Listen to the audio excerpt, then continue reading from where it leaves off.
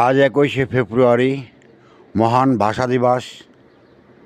1952 সালে মাতৃভাষা বাংলার জন্য যারা জীবন দিয়ে গেছেন, যাদের রক্তের বিনিময়, জীবনের বিনিময় অর্জিত হয়েছিল এই বাংলা ভাষা, তাদের প্রতি রইল শ্রদ্ধা ও ভালোবাসা।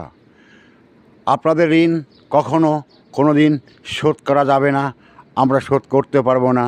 তবে আপনাদের প্রতি রইল চিরঞ্জীব ভালোবাসা, কারণ আপনাদের মাধ্যমেই পেয়েছিলাম এই মাতৃভাষা, এই বাংলা ভাষা। তাই আসুন, আজকে 21শে ফেব্রুয়ারি বাংলাদেশ থেকে সকল পণ্যের নাম, সকল প্রতিষ্ঠানের নাম ইংলিশ থেকে বাংলা করে নেন, ইংলিশ মুছে ফেলুন, বাংলাতেই সব কিছুর নাম পরিবর্তন করুন। কারণ এই সৌদি আরবে দেখেন, প্রত্যেকটা সাইনবোর্ড প্রতিষ্ঠানের নাম আরবি ভাষায়, কিন্তু বাংলাদেশে প্রত্যেকটা জিনিসের নাম ইংলিশে।